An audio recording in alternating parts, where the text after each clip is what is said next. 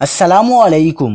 मस्जिद नबवी सल्लल्लाहु अलैहि वसल्लम में दिल दहला देने वाला वाक़या, सऊदी अरब की हुकूमत का बड़ा एक्शन, 150 से ज़ायद पाकिस्तानी ज़ायरीन गिरफ्तार। क्या आप हालात हाज़रा से आगाही हासिल करना चाहते हैं, खबर के पीछे छुपे असल हक़ाइक़ जानना चाहते हैं, तो अभी सब्सक्राइब कीजिए ज़िलमिल पाकिस्तान को और साथ ही घंटी के निशान पर क्लिक कर दें।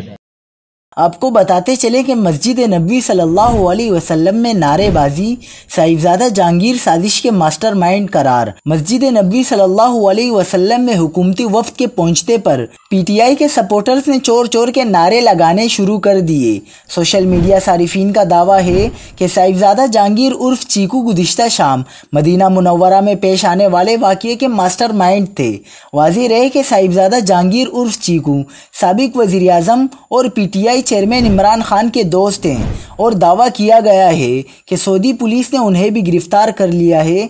दूसरी जानिब शाहिद अफरीदी ने ट्वीट में कहा कि ये वो जगह है जहां आवाज़ बुलंद करने की भी मुमानियत है, मगर हम अपनी सियासी दुश्मनियां निभाने के लिए हरम की हुर्मत तक भूल गए। हम रियासत मदीना के तकद्दुस से भी मुनकिर हो गए।